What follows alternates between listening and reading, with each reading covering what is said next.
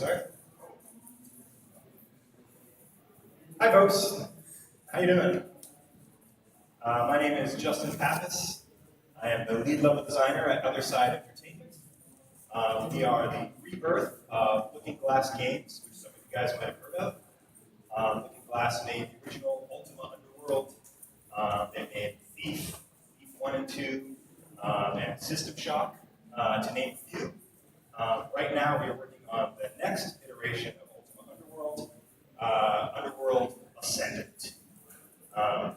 Today, I'm going to talk to you about lighting for stealth, and I want to tell you a little bit about how OtherSide works.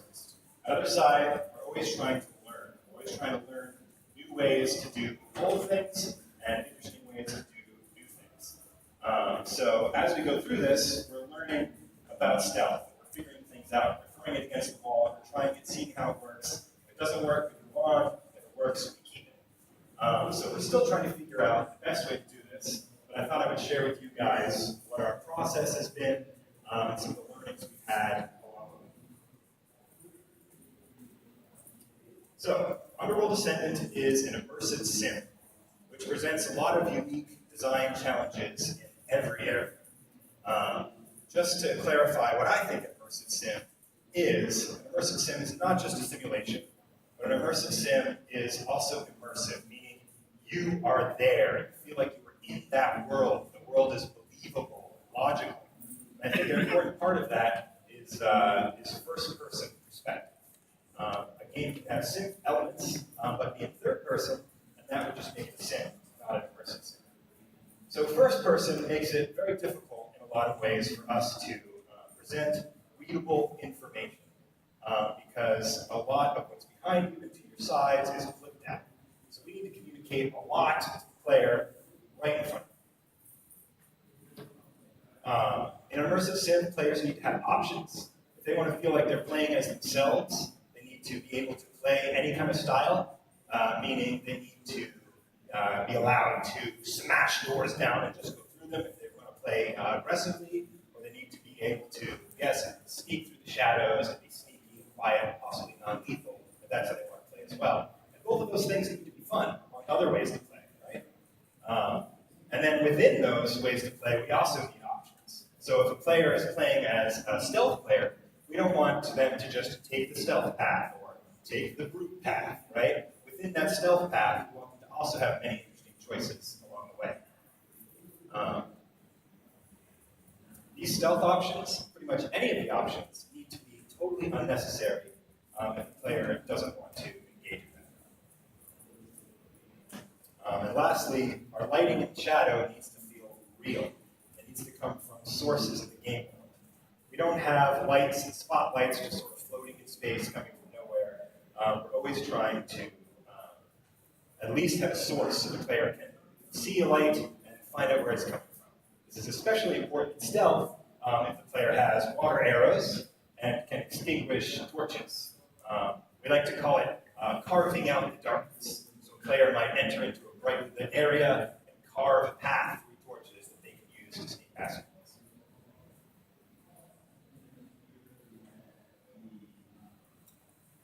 So one thing that's difficult for us is controlling the light, right? And trying to design a specific experience for the player that is under our control. We're finding wherever we turn, the less we try to control the player and just present plenty of options to them, the easier it is for us, the more fun the players have. But we still want to make sure that those stealth options are readable, something crisp and clear that the player can understand. How do we explicitly communicate that the player is hidden by darkness itself and not just by breaking line of sight, right? And I'm going to use sort of one of our training segments for stealth because I think that presents some of our core ideas around stealth that you guys can build on in your own work. And I'm going to go through our process insofar as how we got to the final point that we're at now for our darkness stealth training. Okay, so Thief, the Dark Project. How many people in here have played this game? Okay, good amount. I think this is one of my most favorite games of all time. This game was the birth of the stealth genre. Its original game was Dark Camelot. After working on it for a while, they figured out that the most fun thing, the most robust system they had was the stealth system. They stuck with that and it became purely a stealth game. I don't think a lot of innovation in the stealth genre has happened, especially in the first person, since then. I would love to argue about that. Any kind of innovations that have happened around stealth are generally around overt messaging, so exclamation points on the screen, or little boxes that the player can hide in. Press A to hide. Very overt communication there of what you can and can't do. Thief was much more fluid in the way you can move in and out of shadow, the way you can choose which shadows to hide in, the degree of how effective shadow was going to be in hiding. You weren't necessarily always hidden or not hidden. And part of that added to the tension, I think, in that you would sort of hide in a shadow as a guard walked by and just hope that he didn't see you. Though Thief did have a gem on the bottom that would glow dark or bright, depending on how visible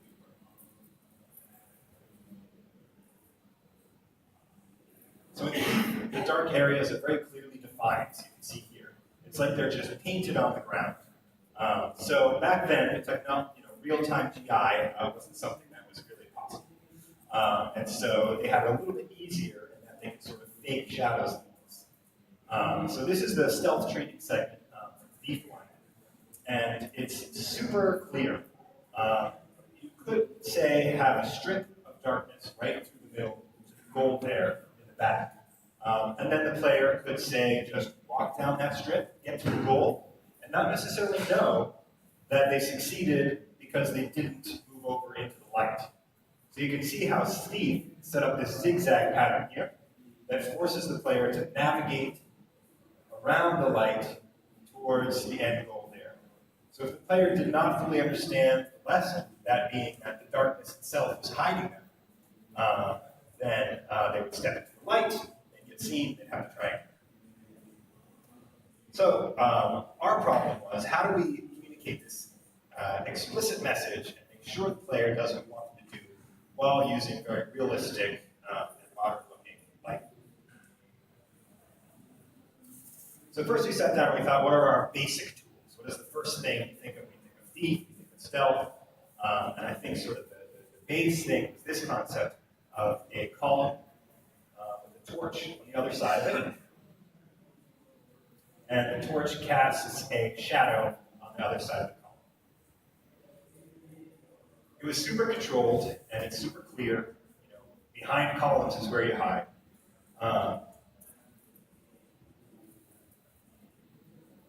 But it's not entirely exclusive from breaking line of sight, because the player could just hide behind the column if they wanted to without putting out the torch. The shadow is already there. It's also not entirely advantageous as far as extinguishing lights go, because again, the shadow is already there. So another way that we could do this was placing independent points of light, like this. And you can see here, we've created a sort of path around the lights. And so this was similar to Thief, and then you could come into the space and then had to make a decision which way to go around that middle light there. So this worked. We were a little bit worried about it because it could very easily become very contrived.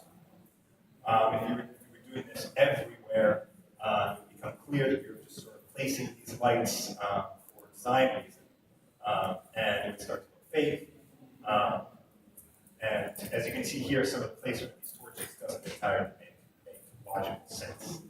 So that's an immersion breaking for us. And immersion is one of the key elements of an immersive sim.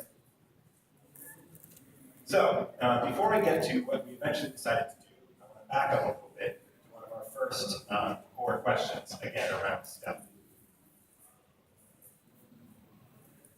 So we had to figure out what darkness was. I walked over to my leads and I said, what is darkness? And they looked at me like I was crazy. What we needed, though, what I meant was that we need a clear visual language indicating what was a space that was safe to hide, right? What was a more advantageous path the player might take. Of course, we started with pitch black. Just make darkness pitch black. The problem with that for us was that it was very easy for the player to get lost. Even if they just wandered into the shadow of a column and turned around against the wall where the shadow was, they would suddenly lose orientation, right? Maybe look at the floor and not realize they're looking at the floor because the whole screen was just pitch black. Never mind what would happen if the player extinguished all the lights in the room. Then they would be completely trapped and totally out of luck. We could have solved that with, say, a light gem or their belt or a torch they could pull out, but that presented other problems that I won't necessarily get into. And we wanted to see if we could solve the core issue of lighting for stealth without those crutches. Another problem with day to night, before I move on to this, was that it was too high contrast. The blacks and the other colors were too much at war. It looked kind of fake. It looked like a silk screen. Another option for us was a bluish day for night look. So films will do this a lot. They'll film during the day, put a blue filter over the camera, over the film, in post-process to make it look a little bit more like night. Some other films do this better than others, and I thought this was a clear example. I have no idea what film this is from. Does anybody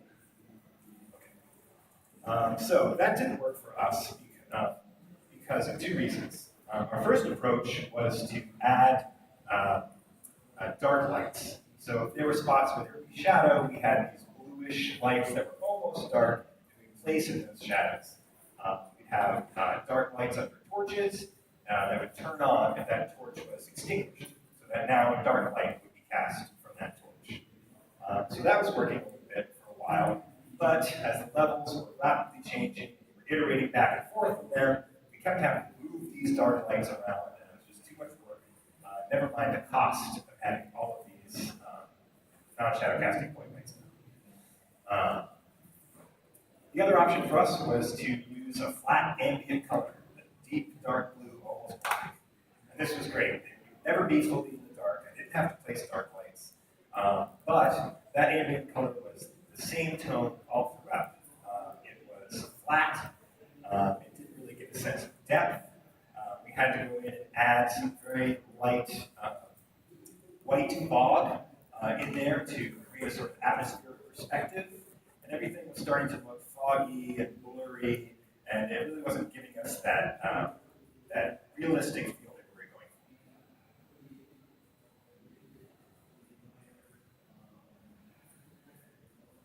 for. So then we found real-time global illumination, and this was our solution. This image, I think, is from a real-time GI, a Unity demo. It's beautiful. Does everyone in here know what real-time GI is? Anybody not know? Maybe you'd be embarrassed to raise your hand. Let me just explain it real quick. So real-time GI casts light around the room in a realistic way, in the way that this light is cast onto me, it's bouncing off of me and casting colored light on the floor. These blue lights are spreading out and bouncing off the curtain, casting blue light on the floor around it, even though that light is not directly cast at it. So another example would be a white table with a red balloon on it, and if you shone a light down that red balloon, the color red of that balloon would seep into the white a little bit and make that more of a pinkish white. It would also sort of disperse and spread in a nice, soft, natural way. The problem with real-time GI for us was that it was very difficult to control. We can fake a lot of things, but we wanted to avoid that as much as possible. We would all like to go from sources. We wanted it to look natural. We didn't want players to just use the breakage of line of sight for their stealth. We really wanted to go back to the feeling of playing a thief game and emphasize using the darkness. So, again, how do we train that the player is hiding specifically in the dark without saying anything, without text or VO or anything like that? So this is what we came up with.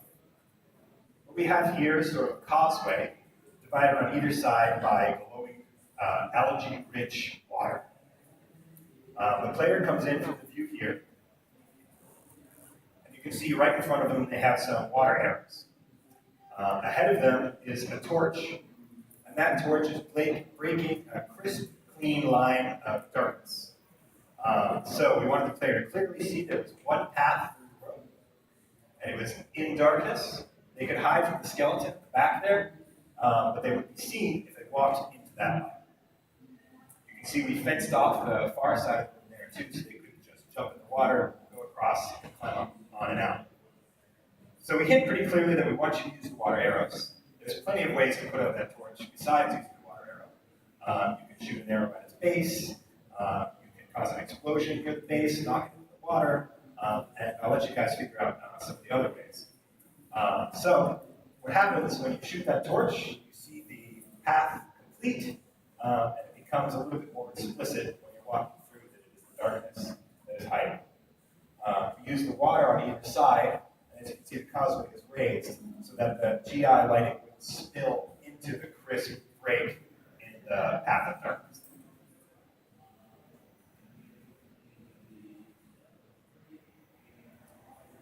So real-time GI presented some really interesting solutions to the problems we're having, and created some fun stealth options that we didn't expect. I'm going to share some of those with you. So this is one of our early levels. It's the Ruins of War. If you guys want to try it, it's on a demo machine downstairs in the show hall under the Made with Unity, on the Made with Unity booth. So check it out if you have the time. So what we did here was we cast a really bright light from a crystal in the ceiling. And that bright light sort of shines right down in the center and calls that center out as a place where you're going to get spotted. We find that what players really like to do and what makes them feel sneaky is to sort of skirt around the outside of the intended playable area. So here is that in its purest form. We've got this big bright section in the middle. We've got some scary looking skeletons patrolling that section. And we try to make it very clear that if you walk in there, you're going to have to engage in combat. So more stealthy players might sneak around the sides and head into the sewers down there in the lower right or up into the castle ramparts there. So one thing that was really interesting was the shadows that this big light would cast based on the real-time GI bounce. So you can see those trees there in the foreground are creating some shadows there, so that if a player does get near the edge of this dangerous space, they might want to stick to those shadows or time very carefully when they're moving from the right to the left. Another thing we were noticing was that big light would cast shadows into the castle in interesting spaces. So here we've got that light blending with a torch light, but still providing some nice color in the shadow itself.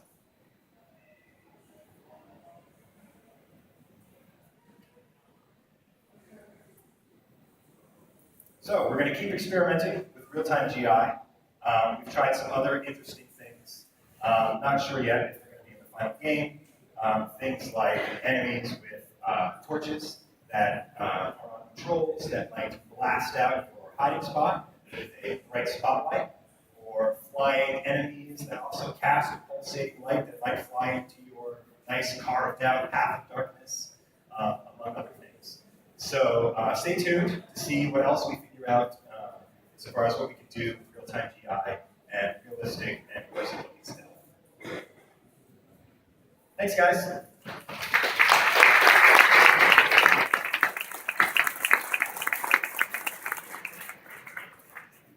If you have any questions, I'd be happy to take them. They ask me to point you towards the two mics on the sides here. It's a good question. So now that you're using GI for your shadows and whatnot, I don't think you can query that, like whether or not someone's like in a shadow. I don't know if you can, but I'm just wondering, like, how will you determine whether or not the player is in the shadow area? I'm not sure how deep I can go into that, but we are doing that. We're measuring how much light is actually on the player, and then we are talking to a light channel. So we do have a thing on the lights on the screen that you can turn on that shows how visible or not visible you are. That's actually based on how much light is on you. Okay, that's cool. Thanks. Sure.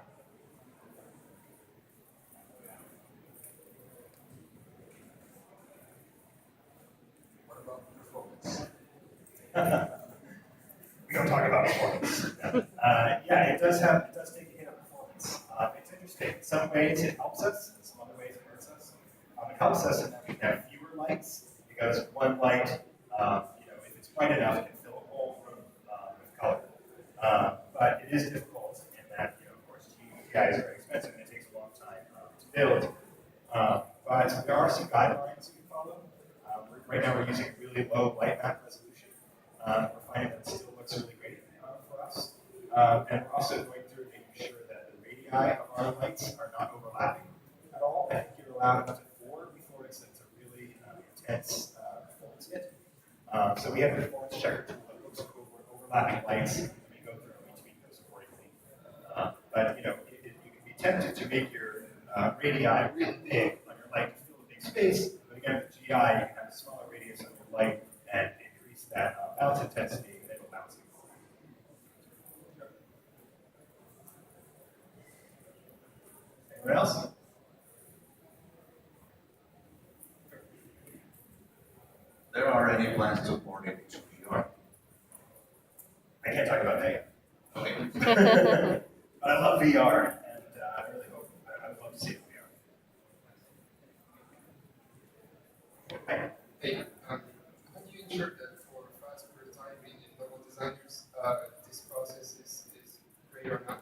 Because it might take a lot of time to rebuild, but the time it is. Yeah, that's been something we've been streamlining. So we started, and builds took about 16 hours to do. So I would do it at night before going home. Sometimes it would fail, and sort of lose all that time. But we would just sort of factor in that we had to do this long build. There's a lot of things you can do, like using cookies on your lights instead of having them actually cast shadows of themselves. Again, reducing the overlap on radius, reducing the number of lights, but also going through and removing things from the static light build. So small items, cups, chairs, well, maybe not chairs, but cups and dead fish and candles and vines and things like that. Remove those from your static light build, that'll help your build go a lot faster. You really do just have to factor in that time that it's going to take. Another thing you can do is have a machine dedicated to building lights. You can work on 2 levels at once, work on one, send it off to build, work on the other while it's building, trade back and forth. Sure. Any other questions? How many thousands of lights do you use? Like, obviously, light speeds, how to get the arguments of performance network to be useful. Yeah, I'd have to look at our settings to give you an exact number. But I think right now we're using just 2 or 3 lenses. And sometimes we use more, like on that big bright light, we're experimenting with how much we can use without really pulling out the memory. But yeah, it really depends on the project. We have so much going on in our levels, we have to be as economic as we can with the GI. Sure. Okay, thanks so much.